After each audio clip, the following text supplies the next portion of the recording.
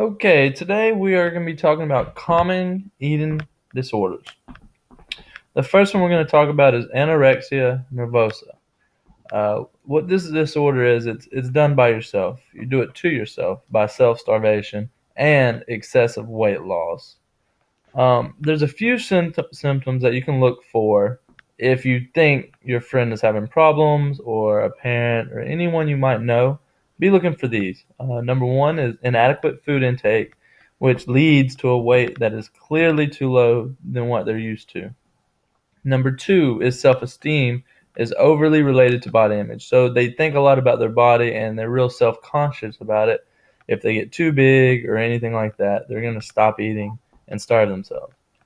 The third one to look for is intense fear of weight gain, obsession with weight, and persistent behavior to prevent weight gain. So they're trying to do everything they can to not gain any weight at all, which is very, very dangerous for your body because there are so many different health problems that go with this disorder. Here's a few. The first one is the reduction of bone density, which results in dry bones, which is not very good because they could easily break a bone if they fall or anything like that. The second one is severe dehydration, which, when you're very dehydrated like that, can cause kidney failure. And once your kidneys fail, you're going to be in a hospital for a very, very long time. And the third one is abnormally slow heart rate and low blood pressure, which means that the heart muscle is changing. The risk for heart failure rises as heart rate and blood pressure levels sink lower and lower, in which you have to have a high blood rate or a high heart rate to help pump your blood through your body to get to your arteries and to your extremities. And if you don't have that, your whole body could shut down. The next disorder we are going to be talking about is bulimia nervosa. This eating disorder is a life-threatening disorder by consuming a large amount of food and then making themselves vomit it all back up. If you see any of your friends, any of your family members have these symptoms, you need to let people know so they can try to get them help because it is very, very dangerous. The first one is frequent episodes of consuming very large amount of food, followed by behaviors to prevent weight gain, such as self-induced vomiting.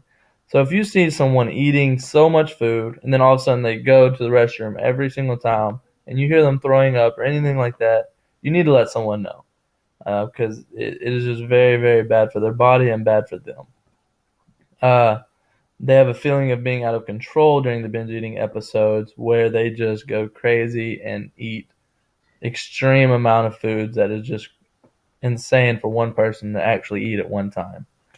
And the third one is self-esteem overly related to body image. Again, their body is huge on their self-esteem. So if they get big or anything like that, they just go crazy and start binge eating, making themselves vomit, and become bulimia.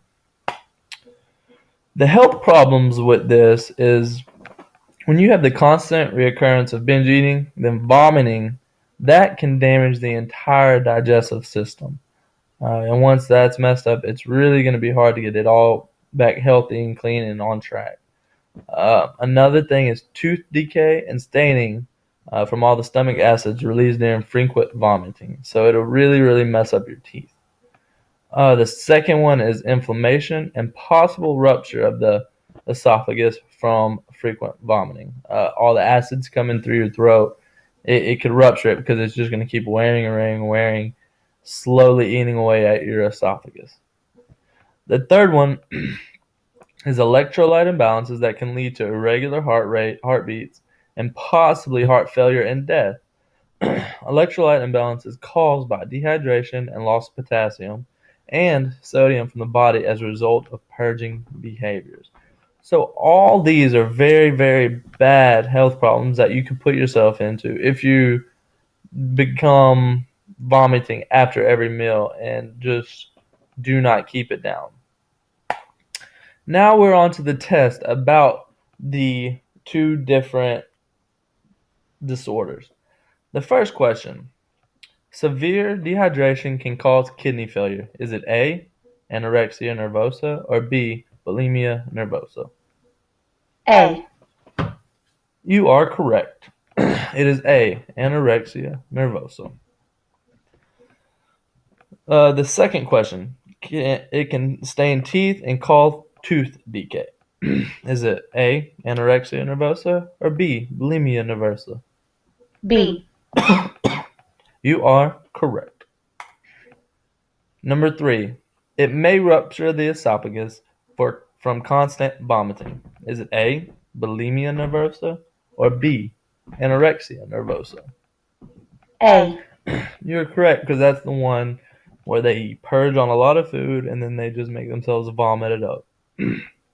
Number 4 is done by self-starvation. Is it A, bulimia nervosa, or B, anorexia nervosa? B. And you are correct. Good job. I hope that you learned a lot about the couple different eating disorders and you were able to really see some symptoms to be looking for friends, family, or anything like that. All right. Thank you.